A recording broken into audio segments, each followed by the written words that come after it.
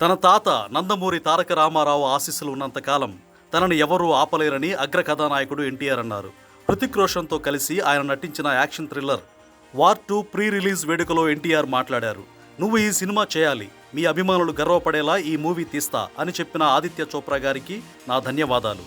ఆయన మాట వినకుండా నమ్మకుండా ఉంటే మీ ముందు ఇంత గర్వంగా నిలబడి ఉండేవాడిని కాదు అని తారక్ వ్యాఖ్యానించారు. రామోజీరావు గారు తన బ్యానర్లో నన్ను పరిచయం చేశారని, నాన్న హరికృష్ణ, అమ్మ శాలినిలకు శిరస్సు వంచి నమస్కరిస్తున్నానని, అలాగే తనను ప్రోత్సహించిన దర్శక నిర్మాతలు, అభిమానులకు కూడా ఎన్టీఆర్ కృతజ్ఞతలు తెలియజేశారు.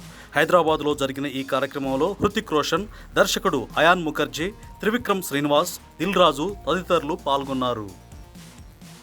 ఎన్ని సంవత్సరాలు, ఎన్ని యుగాలు దాటినా మరువలేని పేరు విశ్వవిఖ్యాత నట సార్వభౌమ నటరత్న పద్మశ్రీ డాక్టర్ నందమూరి తారక రామారావు గారి ఆశీస్సులు మన మీద ఉన్నంత కాలం, నా మీద ఉన్నంత కాలం నన్నెవ్వరూ ఆపలేరు.